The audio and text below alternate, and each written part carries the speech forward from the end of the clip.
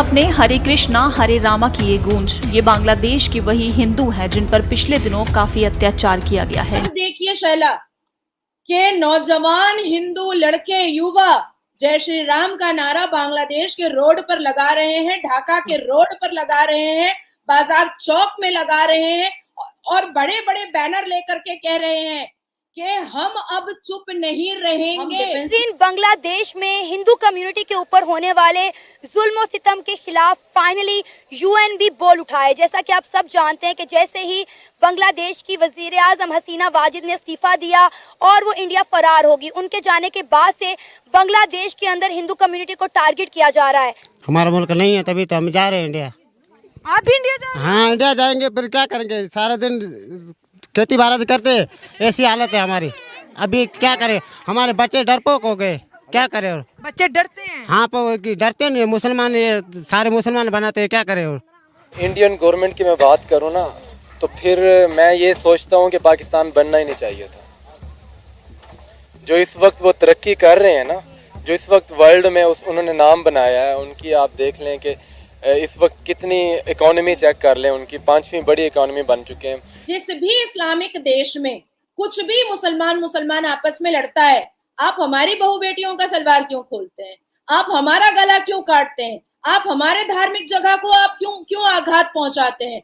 आप मंदिरों को क्यों जलाते हैं? आप हमें जिंदा क्यों जलाते हैं? और दोस्तों, ढाका में हरे कृष्ण हरे राम गूंजते हुए शांतिपूर्वक हिंदू प्रोटेस्ट देख बांग्लादेश, पाकिस्तान समेत पूरी दुनिया हैरान है। अब जब से बांग्लादेश की प्रधानमंत्री शेख हसीना वाजिद ने हिंसक विरोध के बाद बांग्लादेश से पलायन किया है, तभी से बांग्लादेश में हिंदू विरोधी गतिविधियां बहुत तेजी से बढ़ गई हैं। बांग्लादेश में हिंदुओं के घर जलाए जा रहे हैं, हिंदुओं को मारा जा रहा है। हालत इतनी ज्यादा खराब हो चुकी है कि अब बांग्लादेशी हिंदू घरों से बाहर निकलने में भी डरने लगे हैं। शेख हसीना वाजिद के भारत आने के बाद बांग्लादेश में समस्त हिंदू विरोधी राजनीतिक पार्टियां हिंदू विरोधी गतिविधियों में लग गई हैं। वैसे तो बांग्लादेश में हिंदू कभी भी सुरक्षित नहीं थे, लेकिन जब से बांग्लादेश में राजनीतिक अस्थिरता आई है, तब से हिंदुओं पर और भी ज्यादा अत्याचार बढ़ गए हैं। बांग्लादेश में कानून और न्याय व्यवस्था भंग होने की वजह से हिंदुओं पर खुले आम अत्याचार हो रहे हैं। हिंदू देवी देवताओं भगवानों का अपमान किया जा रहा है, मंदिरों में घुसकर तोड़फोड़ की जा रही है, और तो और बांग्लादेशी हिंदुओं के साथ जितने भी अत्याचार हो सकते हैं वह सब किए जा रहे हैं। बांग्लादेशी हिंदू बहन बेटियों की इज्जत लूटी जा रही है, और इन्हीं अत्याचारों के बचाव के लिए अब हजारों हिंदुओं ने एक साथ मिलकर बांग्लादेश की राजधानी ढाका में 10 अगस्त को एक शांतिपूर्वक विरोध प्रदर्शन किया, जिसमें उन्होंने हरे राम हरे कृष्ण गाते हुए हिंदुओं पर हो रहे अत्याचार का विरोध किया। और जिसके बाद अब यूनाइटेड नेशन ने भी बांग्लादेश में हो रहे हिंदुओं पर अत्याचार पर चिंता और गुस्सा जताई है, और हिंदुओं का शांतिपूर्वक विरोध देख पूरी दुनिया हैरान है और कह रही है कि हिंदुओं से सीखो शांति कैसे स्थापित की जाती है। नहीं करना चाहता, मैं चाहता हूँ आप जो विद फैक्ट्स बात करें। क्या वजह है बांग्लादेश में मिनोरिटीज पे अटैक क्यों नहीं रुक रहा? अब तो गवर्नमेंट भी चेंज हो गई, अब तो वहाँ पे जो उनकी मर्जी, जो स्टूडेंट्स हैं उनकी मर्जी के प्रेसिडेंट भी आ गए। जी बिल्कुल ऐसी बात है। जब 5 अगस्त को ये सारा मामला हुआ तो तब पाकिस्तान कुछ ही घंटे बाद एक ये खबर भी सरफेस की इंडियन मीडिया की तरफ से कि बांग्लादेश में जो माइनॉरिटीज है, खासतौर पे हिंदू कम्युनिटी है, उसको लेके बहुत ज्यादा अटैक किए जा रहे हैं, उनके टेम्पल्स को आग लगाई जा रही है। बल्कि ये भी आया कि उनके कुछ क्रिकेटर जो हिंदू हैं, जैसे लिटन दास, जो के बाद में शायद पता चला कि वो मुशर्रफे का जो उनका घर जलाया गया। अच्छा। तो पाकिस्तान के मीडिया पे ये पोर्ट्रे करना शुरू कर दिया गया कि मामला कुछ और है, इंडियन मीडिया इसको कुछ और रंग दे रहा है, एक प्रोपेगेंडा कर रहा है और बात को कहीं और तरफ लेके जा रहा है। ठीक है, लेकिन यह है कि सच कितनी देर छुप सकता है? वो हकीकत सामने आ गई जब उनके बांग्लादेश के अपने प्रेसिडेंट ने ये बोल दिया कि हाँ मिनोरिटीज के ऊपर अटैक हो रहा है और इसे फिलन फोर रोका जाए। मतलब ये चीज हम हमेशा हर चीज इल्जाम लगा देते हैं, ये इंडियन मीडिया का ये एजेंडा है, प्रोपेगेंडा है। अब तो प्रेसिडेंट ऑफ बांग्लादेश, इसराइल के प्राइम मिनिस्टर, फिर उसके बाद अब यूनाइटेड नेशंस ने आवाज उठा दिया। क्या समझते हैं आप? जी बिल्कुल, पहले सिर्फ इंडिया उठा रहा था आवाज, आपने भी काफी वीडियोस इस पे रिकॉर्ड की, लेकिन उसके बाद अब जब उनके प्राइम मिनिस्टर ने खुद इस चीज को मान लिया और बल्कि कहा है कि ये बंद होना चाहिए जो उनके नए प्रेसिडेंट सेलेक्ट हुए हैं, उसके बाद अब ये कि इसराइल ने जब ट्वीट की कि कंडेम किया इसराइल ने भी, उसके बाद यूनाइटेड नेशंस इस पे कोई आवाज नहीं था उठा रहा। इससे पहले हमने वीडियो में बोला भी कि यूनाइटेड नेशंस को एक्शन लेना चाहिए। अगर उनकी अपनी गवर्नमेंट या अपनी अथॉरिटीज इस चीज को कंट्रोल नहीं कर पाती। ठीक है। ये जो मुद्दा है ये यूनाइटेड नेशन तक पहुंच चुका है और मुझे लगता है कि आपके साथ जितने भी इंडिया के जो लोग हैं जिन्होंने इस मुद्दे को उठाया, इंटरनेशनल लेवल तक पहुंचाया, इसराइल आपके साथ आया, तो ये बहुत बड़ी विक्ट्री है आपकी और आपसे इस पे बात भी करेंगे और आपको अपने चैनल पे खुशामदीद भी कहते हैं। थैंक यू सो मच हमें ज्वाइन करने के लिए। जय जगन्नाथ, हर हर महादेव, वंदे मातरम, भारत माता की जय, जय हिंद।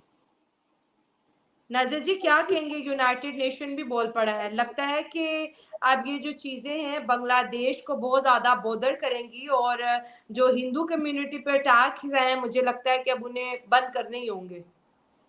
देखिए, हमारी दुनिया में दो ऐसे देश हैं जो अपने आप को चौधरी समझते हैं, एक है चाइना और दूसरा है अमेरिका।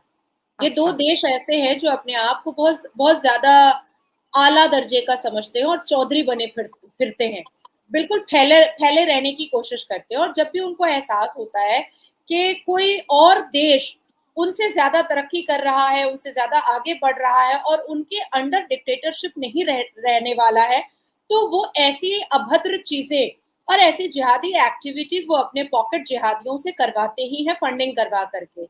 अब मोहम्मद यूनुस जिन्होंने परसों जो है शपथ भी ले लिया, हालांकि जो झमेला चल रहा था वो तो चल रहा था खालिदा जिया और शेख हसीना के बीच में, और कहीं ना कहीं बिना कोर्ट के, बिना जज के उनको बाहर भी निकाल दिया गया, जिनको 17 साल का जेल हुआ था। और वो इसी सोच में साड़ी वाड़ी सिलवा रही थी कि भाई उनको शपथ समारोह में जाना है, उनको शपथ लेना है, और बीच से टपक गए ओबामा और जो बिडेन के पॉकेट के एक चुटपुंजिया नेता मोहम्मद यूनुस साहब। अब मोहम्मद यूनुस साहब टपक गए, उन्होंने शपथ भी ले लिया और उन्होंने एक बहुत लंबी चौड़ी तकरीर भी अपने शपथ समारोह में कह दिया कि हम बांग्लादेश के हिंदुओं को, माइनॉरिटीज को और अहमदिया को हम सेफ करेंगे।